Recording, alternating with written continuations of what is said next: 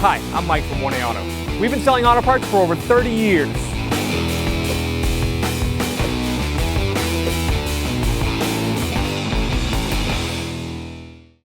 To pop the hood, we're going to grab this little handle right here, right next to your footrest. To release the hood, we're going to slide this little lock to the right. Prop rod is right here. Pull up on that. And there's two spots. You can either put it right there, or if you can't reach that spot, you can put it right here. We're going to remove the air filter. We're going to take this upper part of the air box off.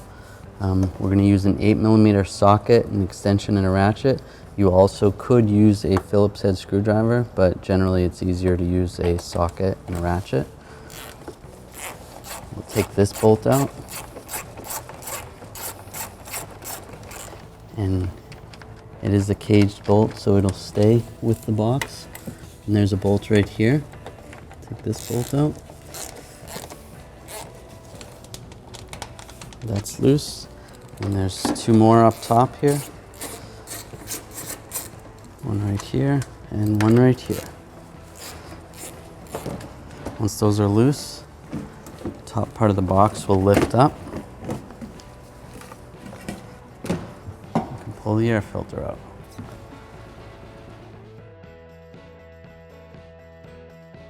Now we're going to install the air filter. You want the air filter to go in this way, going down. So slide it in here, set it down like that, and we can lower the upper part of the cover.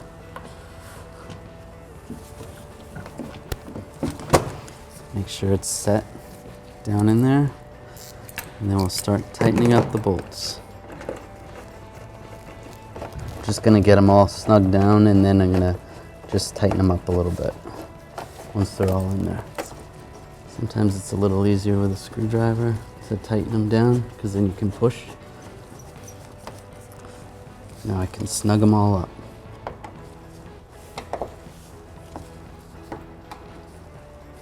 Okay, now we're going to close the hood.